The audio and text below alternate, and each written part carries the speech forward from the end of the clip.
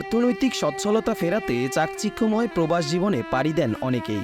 বিপুল পরিমাণ অর্থ আয় এবং প্রবাস জীবনের স্বস্তিকে নিজের জীবনে উপলব্ধি করতে অজস্র স্বপ্ন নিজেকে স্বাবলম্বী করতে বিদেশে পাড়ি জমান লাখো তরুণ। কিন্তু অনেকের কাছেই এই স্বপ্ন যেন দুঃস্বপ্ন হয়ে যায়।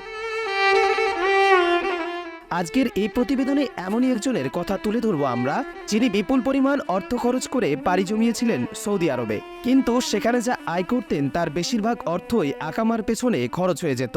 বাকি অর্থ দিয়ে সংসার চালানো যেন একেবারেই মরার ওপর খরার ঘা। বাধ্য হয়ে বিদেশি জীবনের আরামায়েশ নামক দুঃস্বপ্নকে পায়ে মারিয়ে খালি হাতে ফিরতে হলো দেশে। বর্তমানে দেশে মাছ ধরে চালান সংসার।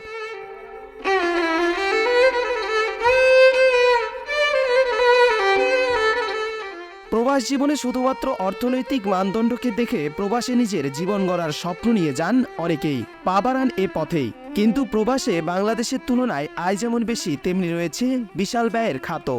এই বিষয়টির জলজান্ত উদাহরণ আজকের প্রতিবেদনের এই ব্যক্তিটি। দর্শক, আজকের এই ভিডিও এই পর্যন্তই। পরবর্তীতে দেখা হবে নতুন সব তথ্য নিয়ে। ততক্ষণ পর্যন্ত ভালো থাকবেন এবং সুস্থ থাকবেন।